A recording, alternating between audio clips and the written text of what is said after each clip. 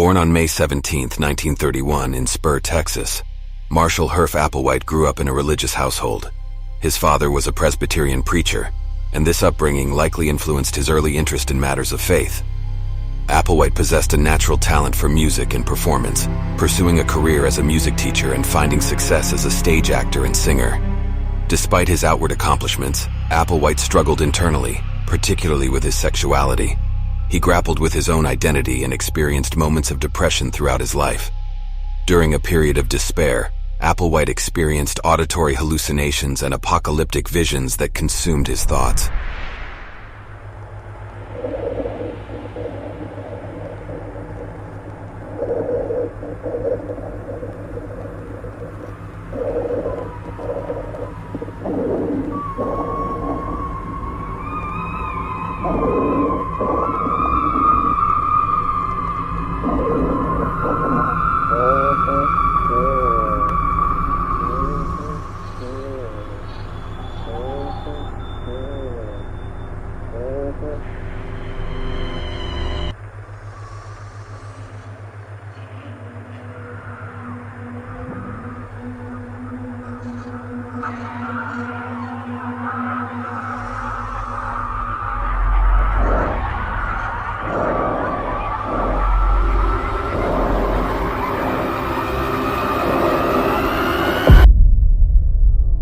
And then he met Nettle.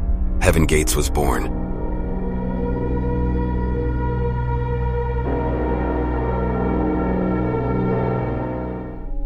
Yvonne Hill and his wife Yvonne were an unsuspecting couple whose lives took a dark and tragic turn when they became the targets of persistent stalking from a stranger for 7 years straight. 3 times in 2 months his wife's car was vandalized. They thought there must be a reason for this, that this must be an attack by a malicious force, and maybe someone had an answer for it. Hunkering down in the safety of his home, Yvonne Hill became increasingly absorbed in the world of the internet. Hours upon hours were spent scouring UFO and alien websites, immersing himself in a realm where the lines between fact and fiction blurred. As a science fiction enthusiast, Stephen devoured countless pages of information, cross-referencing sources and finding equal plausibility in each piece.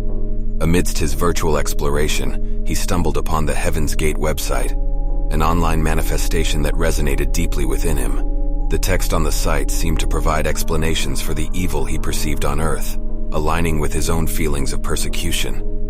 The graphic emblazoned on the page announced a prophecy of ascension to a higher level via a spaceship departing in 1996.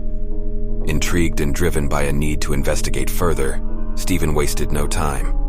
He emailed the cult, driven by an urgency that wouldn't wait for a response.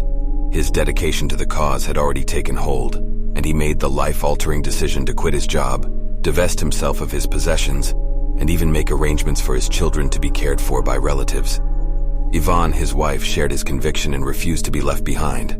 Tearfully, she declared, "You're not going without me."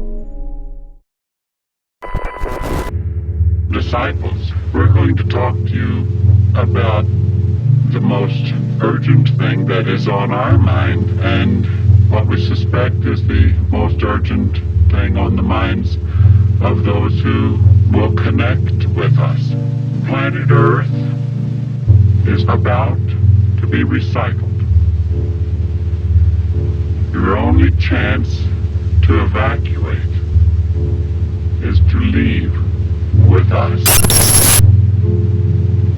Planet Earth about to be recycled.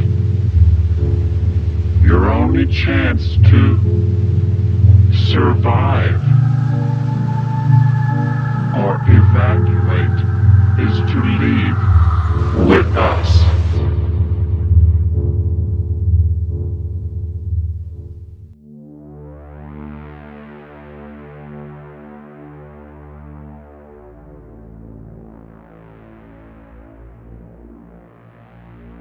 Paranoia gripped them, convinced that their home phone was tapped and they were being followed. To communicate with the cult members, they resorted to using payphones, seeking solace in the shared understanding of their contacts at Heaven's Gate. Empathy flowed from their newfound companions within the cult. Apologetic for their situation, the cult members expressed understanding, affirming that they were kindred spirits. In the midst of their fears and uncertainties, the couple found a sense of belonging that they had been desperately seeking.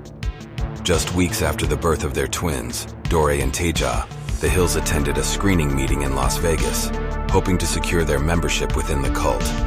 They returned home briefly before embarking on a journey westward, navigating cautiously to evade any suspected pursuers. Within the confines of Heaven's Gate, every member was paired with a check partner who meticulously monitored their behavior. Yvonne, initially resistant, was assigned 2 partners.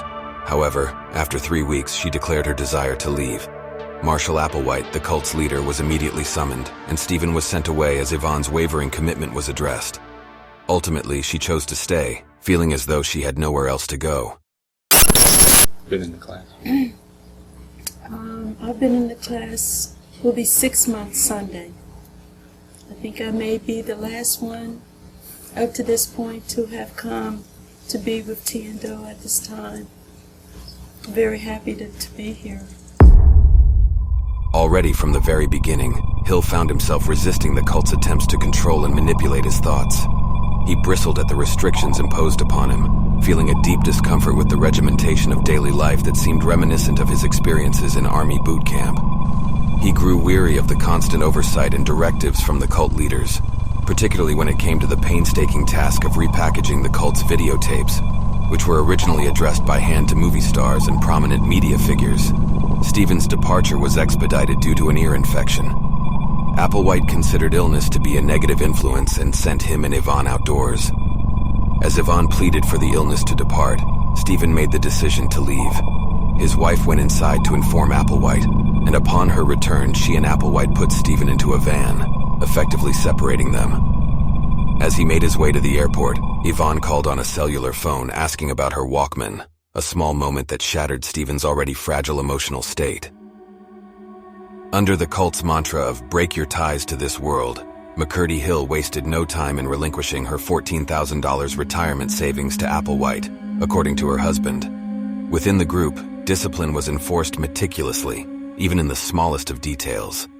The daily routine extended to the precise manner in which one cut their toast at the breakfast table, with strict instructions on how to wash up the way the leader washed up. Beneath the surface of these seemingly trivial rules, Hill sensed an underlying menace. Applewhite's discussions revolved around arming the cult for an impending apocalyptic clash with law enforcement. Concerned for his wife's safety, Hill even contemplated a visit to a gun shop as part of his plans to retrieve her. However, it was the control and influence Applewhite exerted over his followers that truly struck fear into Hill's heart. During a recruiting trip in Las Vegas, on a car ride with Applewhite, McCurdy Hill mustered the courage to confront the leader about a disturbing piece of information she had encountered online. She mentioned a murder case in which the perpetrator claimed that an alien had instructed him to commit the act, promising him resurrection upon his execution. Noting the shared use of the OD suffix in the murderer's name, similar to the preference of Heaven's Gate members, she asked Applewhite if he was involved. In a chilling response, Hill recalls Applewhite's words, "Well, I can tell the driver of this van to drive off the edge of the cliff. Do you understand?" It was a clear message that if Applewhite deemed it time to die, one must comply without question. Back in Ohio, Stephen felt lost and adrift, making minimal effort to reconnect with his children and drifting between jobs. He maintained communication with Heaven's Gate via email, but he eventually sold his computer to purchase a used Saab, recalling Yvonne's affinity for foreign cars. His plans to rescue her were hazy at best when the haunting images of the Rancho Santa Fe mansion appeared on the evening news. In that moment, Stephen knew. He knew that his wife, Yvonne, would not have participated in such a drastic event. It took him 48 hours to process the devastating reality. Seeking solace and answers, he made his way to her parents' house.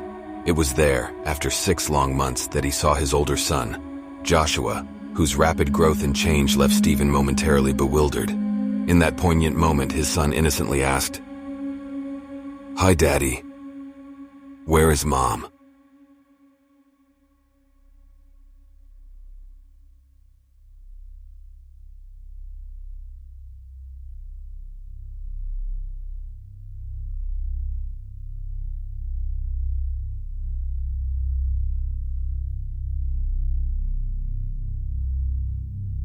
We'll title this tape